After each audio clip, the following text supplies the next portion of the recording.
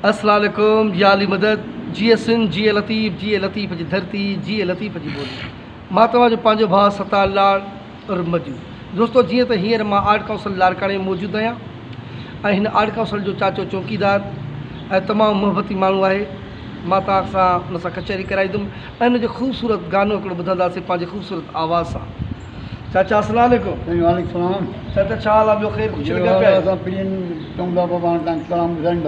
चाचा ज़ाहिर आहे त तव्हां जवानीअ में इश्क बि कयो हूंदो। घणा कयासीं पर कहिड़ियूं ॻाल्हियूं यादि कयूं? माना ॻाल्हियूं यादि त हूंदियूं न इश्क जूं? यादि हूंदियूं पर हाणे कहिड़ो हंडायूं वेठा। पर इहो त ज़रूरु हूंदो न त पंहिंजे महबूब खे ॾिसी तव्हां गीत बि ॻाईंदा हूंदो? गीत बि ॻाईंदा आहियूं, वाक़ई ॻाईंदा आहियूं। ॻाईंदा हो न? छो त मूं तव्हांजो कई चकर आर्ट काउंसिल में तव्हांजो मां ॿुधो आहे। बिल्कुलु बिल्कुलु ॿुधंदो हाणे ॿुधी त ॿुधा। पोइ जेकर असांखे हिकिड़ो गीत तव्हां पंहिंजे ख़ूबसूरत ॿुधाईंदो ऐं पंहिंजे महबूब जे नाव कंदो। सही पंहिंजो गीत पंहिंजे महबूब जे नाव कंदो। बाबा साईं अखिल ठीकु आहे ॿुधायो।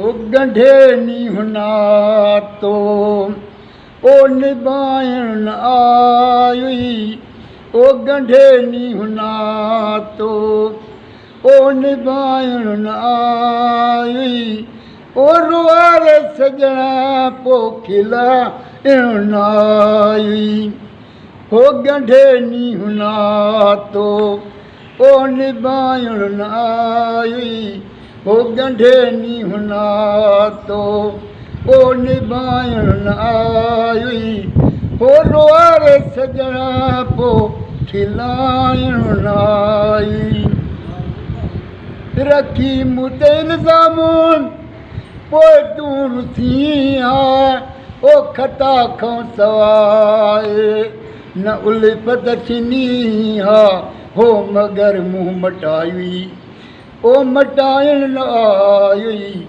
रुआरे सजण पोइ खिलाइण न आयुई हो रुआरे सजण पोइ खिलाइण न आयुई हो गंढे नींहुं नातो ओ निभाइण न आयुई हो गंढे नींहुं नातो ओ निभाइण न आयुई ओ रुआरे सजण पोइ खिलाइण न आई करे के मूंखे ओ छॾियो तो फसाए ओ ख़बर नाहे तो में अलाए यार छाए करे के मूंखे ओ छॾियो तो फसाए ओ ख़बर नाहे तो में अलाए यार छाए हो रोले ऋण पटने में ओ रुलाइण न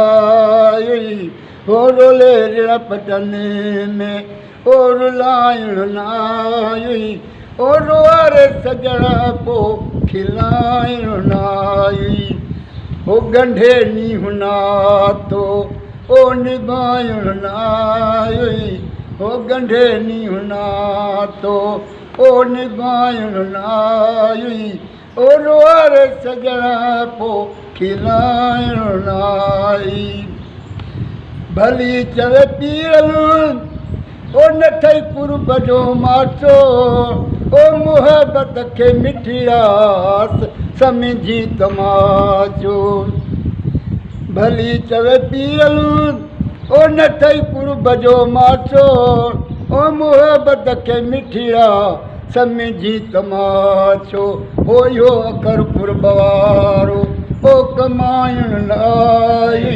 हो अखर कुर्ब वारो ओ कमाइण न आई ओ रुआरे सजण पोइ खिलाइण न आई। नाज़रीन तव्हां हीउ ॾिठो चाचो चौकीदार असांजे आर्ट काउंसिल जो आहे ऐं जेको फर्स्ट क्लास शाइरी ऐं जलाल चांडे मरहूम जो गीत ऐं पीरल साहब जी शाइरी ऐं चाचे जो बहितरीनु आवाज़ु। ॾिसो न इश्क जी का उमिरि न आहे हूंदी।